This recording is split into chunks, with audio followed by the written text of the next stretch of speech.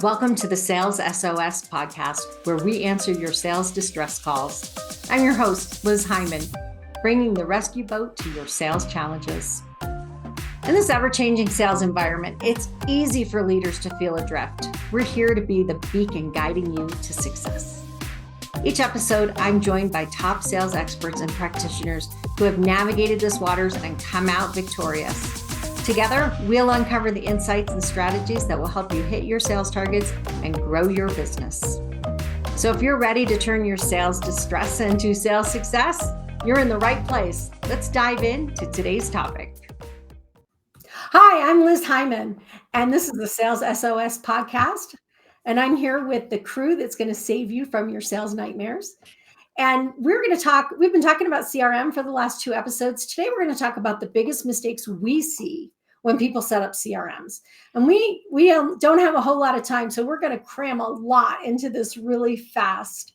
When you make mistakes setting up your CRM, the results that you get, your ability to predict, your ability to make decisions, they're all at risk. So let's start in with, I don't know, Mike, why don't you start? What is like the biggest mistake you see people making when they're setting up their CRMs? Designing the CRM for leadership and reporting rather than what the people who are actually selling stuff or engaging with customers actually do. You get a RevOps group to come in and design a bunch of things because they went to a talk and heard about all the cool things that they could report on and all the integrations that they could do. And they build it all up, and you build this monster of stuff that is not functional and is just bloated with crap. So that's my number one, and it drives me absolutely nuts. So as a leadership team, it is important to think about what you need to know. And what do you need to know? Not everything you can possibly know, right? So reporting is important. Usability is more important, because if they're not filling it out, you got no data. When they actually do their job and it enables them to do their job and the information comes naturally, it's amazing what kind of information you can gather, because we're humans. We have all these biases. So we believe things are a little bit different, like closed loss reason or closed won reason. The most common closed won reason that I see out there right now is relationship. What kind of relationship? Like, what am I going to do with it? Relationship, the person you're selling to happens to be their spouse happens to be your brother-in-law. Like, what does that mean? So designing probably the most common closed loss reason is going to be price, right? And it's like, I always view that as the lazy answer. Like, price is a component, not going to say it's not, but it's usually not the primary reason why you lost. What else are we doing wrong? What other mistakes, Brim? What other mistakes are we making? So I think there's 2. From the implementation, it's over customization. A lot of these tools can be used much more simply than we make them, but we think, oh, we want to add this, and all of those add steps that salespeople will not take or will just struggle to get through. So I think, believe it or not, an out of the box, especially if it's the first time you're implementing a CRM, may be the best way to go. Just follow the grid, right? Over time, you can see where your gaps are. And then when you improve the product, it's based on a real experience, a real need versus I'm going to customize it in the beginning. The other one, and this is probably not at the right time, but it's still, I think, probably the biggest mistake, is insufficient training to the users on how to leverage it. That, they go through a training program and maybe they have a white paper that they can go back to look at, but there's just not good enough training so that they're prodding and poking and trying to find things and frustrated. And then that immediately will reduce your adoption rate. Absolutely. And if you are going to customize, think about what you're taking out more than what you're adding in. I love that. So yeah, that's I think the biggest mistake that I end up seeing is really too many required fields, too many steps in the process, and you're not taking into account who you're asking for that information. You're saying, oh, we have all these required fields to move on to the next step, and it's like, then you get somebody who actually sales and they look at it and say, we're only going to have that piece of information maybe 40% of the time when we get to that part. So you're asking this person, what you're really going to get is either bad data, most likely, right? Because they want to progress it. And then now you're going to be complaining that the data from sales doesn't match or doesn't fit what we ultimately end up on. Well, it's because you're asking for that data in an inappropriate spot. And are you actually looking at feedback from the people that use the system as to what works and what doesn't, what's missing that they need that would make it helpful for them, right? It doesn't mean you're always going to be able to give them everything they want, but you should at least understand what their needs are. So You do the same thing if it was a customer. Right? Here's my one thing I say about salespeople all the time, and I'm a huge salesperson advocate. If you force them to give you an answer and they don't have it, So make it up. they'll make it up. Yeah. Salespeople love to make stuff up. They don't know the answer. They make something up and keep going. So They don't can put tap them in dance. this position. What? They can tap dance in any meeting, right? Like, hey, you ask me a question I'm not prepared for, I'm going to give you something, right? We hire creative people. They'll be creative. Yep. John or Renee, go ahead. I will say that the number one thing I see, and again, I sit in a little bit different position. I work with sales very closely, so I understand a lot of the things that you're seeing, but I'll just kind of give a more global answer, which is if you go into it building for one piece or without the full 360 perspective, that's where you end up with the biggest messes that I've seen and out in the wild, right? So if you don't go in thinking what is the journey and what is the workflow for the team supporting the journey in tandem, and what is that all the way across, then you end up with a Frankenstein of things, and you frustrate the customers and the employees the whole way through, right? And the second part of that is there's almost always a sacred cow somewhere in the whole system that is kind of mucking that whole thing up. Like there's some person or department that has a stranglehold on it, and you're backwards engineering around that when you aren't supporting the journey and the workflow. So getting all the people at the table and on the same page before you build it out, to me, is the biggest piece. I think to add to that point, this is John here. So I think a lot of people think that CRMs are a one and done type of system. It is never a one and done type of system. And because it is never done, just like when you buy Salesforce or anything like that, you need to have an internal product owner for that system because that's the person who's going to drive the roadmap. So I'll give you a horror story. In a Fortune 100 company that I was consulting with, they changed the CRM globally once a year. Once a year. So if you want new fields added, you want new things added to that dropdown once a year. I mean, imagine trying to be working in that company, right? And you're like, this thing doesn't work for me. You know, Chris, to your point, it's like too many.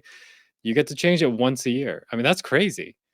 But if that is how that CRM is managed internally from that product owner, well, then you have a really dysfunctional system, and it's not going to work for a lot of the people who are going to be using it, whether it be salespeople, marketing people, whatever.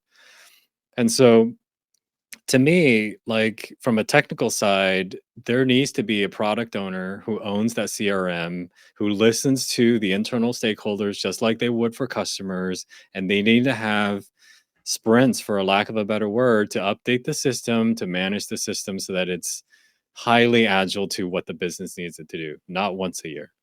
100%. 100%. I think one of the things you have to look at, sorry, Mike, is your process as you've defined it in your CRM, how does that relate to how your customers actually buy, right? And they're gonna be different, but is there something that's at least an overlay there that you can look at and say, hey, we understand how the process works on both sides, and we're taking that into account? Because if you're just doing it for you, there's gonna be a whole lot of holes. So I'm going to say this, and I'm going to start a huge battle, but the meeting, demo, proposal, close. Like assuming that just because you send a proposal, it's ready to close. right? So being really thoughtful about how the buyer buys so that you don't end up with this big bulb of stuff floating around at the bottom. That's really important. I want to go back to what Renee said for a second, because and she was being really vague and kind, but I'm going to say the biggest nightmares I've seen is when accounting is the one that's dominating the process. Mhm. The way accounting works and the way sales work couldn't be more diabolically opposed. Like, it isn't possible to come up with something that's more different than those two functions, even though we're both talking about money. So the kinds of things that happen is I have this accounting system that may or may not be antiquated, probably is antiquated if it's doing dumb things. And it's forcing the CRM to create a new contact at each location in order to send an invoice. So, okay, great. So we'll just make 6 of that contact, because there's a corporate when all the invoices go to corporate, but there's 7 locations. So we'll just make, however many of those person. And then sales is trying to figure out, what do I do here? Or an accounting team that says, you can't put it in the CRM until we've qualified it as a buyer who, has gone through the credit process and can buy from us, because it can't get into our accounting system until that's true. So you can't put it in the CRM, because then it'll go into our accounting system. Or how about we need a specific shipping address that works for accounting. And what accounting does is it creates a code. So we're going to create a contact that is a code that's a shipping address, right? These are the kinds of activities that happen when you're not thinking about, I don't need I don't need a bunch of fake. I need real information in the CRM. I don't need to mistakenly type it in the wrong version of that character, right? So really thinking about, what does accounting need, but how does that impact the data that we're getting? And it goes back to this, someone said earlier, if I only put it in once I'm creating a proposal, right, then I don't have the whole top of the funnel to measure. And so we really want to think about, what do I want to measure, and how do these other functions come into this without dominating it? Building on that point, Liz, it's going through all of the information that you have inside your system and understanding what the single point of truth is for each of those pieces. So as John talked about, single point of truth related to the customer and that kind of interaction, that flow. Yeah, good. There might be other things for other purposes inside the business, where there's data that resides in an ERP, or data that resides in a quoting tool, or data that resides in other places, where that ends up being the single point of truth of that specific object. And what's really cool with all of the integrations that are there is you can marry those things together and figure out ways to either get them connected natively or connect them through other kinds of sorcery that exist out there. One of the pieces that came up is this whole idea of, look, we've got to be really careful about where things are in the process. And I forget exactly how you said it, John, but where did you say about one of the mistakes that frustrates you inside the CRM? Can you restate it? And I'm at one of those senior allergy moments of, brain completely going into brain fog. But there was something you said specifically about the process before Chris started talking. Anybody remember? I'm gonna have to go back to the videotape and then on it later. Videotape. I say it all the time. There's no more tape. Come on, there's always going to be tape. There's no more tape. I do it all the time. Was it about being managing the CRM? Iterative, yes. It was the iterative process, right? So you talked about sprints. So if it's never going to be done, it isn't going to be perfect when you launch. So get it out into the marketplace quickly, get it out in front of your team, and then listen to feedback. And that's where that product owner that John was talking about is so important, because somebody's got to care and be an advocate for the people who are using the tool, collect the information. Because there are 6 of us on this call. We could all describe the same thing slightly differently. And if somebody doesn't, you have a decoder ring to kind of pull those things together and synthesize the information, you're going to end up serving so many different purposes throughout the process. So leverage your engineering team internally to understand what agile methods are, iterative approaches to design, and how can you apply it in the building process as you go through and work for your team. It will never be perfect. So don't delay the launch because you just want to add one more thing into it. Absolutely. I think, and for me, there's one more, and Renee, I'll get back to you in just a second. There's one more thing that I think is really important, and it's a term I made up. I don't know if other people use it, but I call it data mush.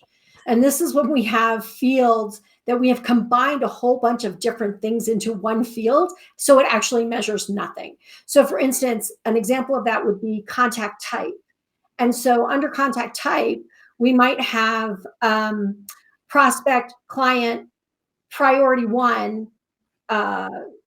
list 350, right? So if we have these different kinds of things that we're trying to measure inside the same thing, because either we think we don't understand why they're different, or we think, oh, well, we don't want to add more fields, so let's just add more options. Well, 2 things happen. 1, you get this data all mushed together. 2, now the salesperson has to go through 40 choices. How many will the salesperson actually go through before they just select one?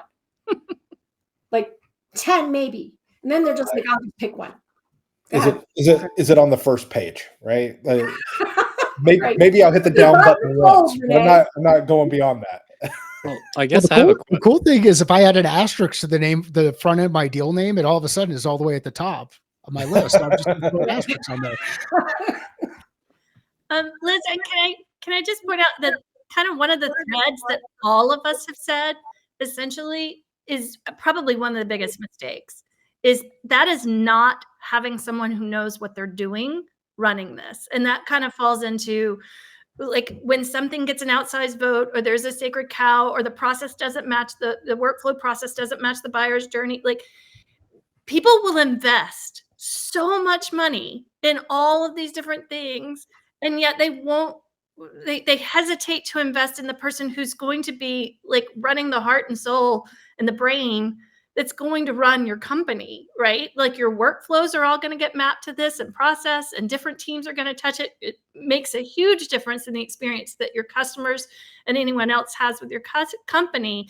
But when you give it to someone that doesn't know what they're doing, so you and I, Liz, have both seen instances where someone in accounting is running the CRM and has no idea how the sales process, but they're the most data knowledgeable person in the company, so it lands there.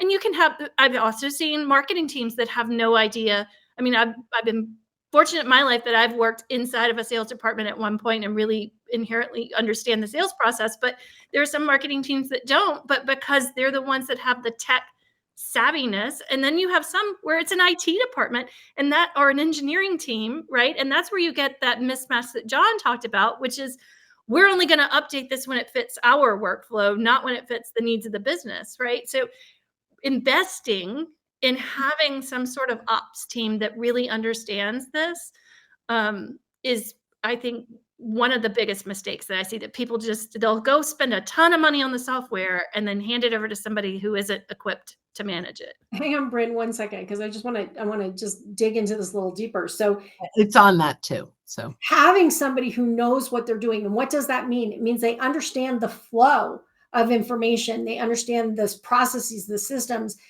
and maybe understand the tech side too.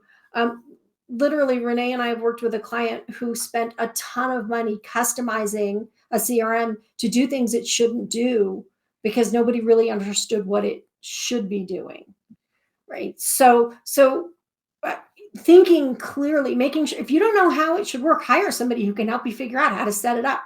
It may seem like a lot of money. It's a lot less money than what I keep seeing, which is our CRM doesn't work. We're going to get a new one. So let's take all these bad habits we had in the old one, bring it into the new one. And this CRM still doesn't work because we brought all our bad habits into it. So getting help when you need it. Bryn, well, just really quickly, in the mindset of the E-Myth, right? So I don't know if you know the book, The E-Myth by Michael Gerber, but you've got to record your steps. So we had a challenge in our company where it was very hard to transition workload, and it wasn't CRM, but it's the same thing, from one person to another person, because it was all in their head, right? So getting that champion and getting that expert is fabulous. We've got to download their brain into a process that can be transferable. So when they win the lottery and leave for Hawaii, right, and we have to put someone else in that spot, that there are instructions on how to do all of these things that have been recorded for posterity, not prosperity. Well, yeah, for that too, for both. But ultimately, I think that one of the biggest mistakes that businesses make is they have that champion, they rely on that champion, but it's all in their head. Okay, Mike, last comment, and then I want to move to our next segment. Number one, if you need someone to help with documenting processes, there's nobody other than John Way that I would go to. Like, he's awesome when it comes to getting some of that system stuff down. The thing I would add is when you hire that expert, let them do their job, which should include some kind of discovery. If you hire that expert and they start doing their job without any discovery, you hired the wrong expert. And I would just add, to be clear, there's getting the expert to help you set it up, but then there's also somebody to maintain it. Yeah. And let's talk about that now. So that is the perfect cue to bring us into our next segment. So thanks you guys for talking to us about mistakes that people make with their CRM. And that's a wrap of this episode of the Sales SOS podcast. A huge thank you to our experts for throwing us a lifeline with their insights. We hope today's episode has equipped you to navigate the sales seas with confidence. Never miss an episode. Subscribe to the Sales SOS podcast on your favorite platform. If you have questions, comments, or topics you'd like us to explore, join us live on LinkedIn every second Friday, or share your questions on YouTube or LinkedIn.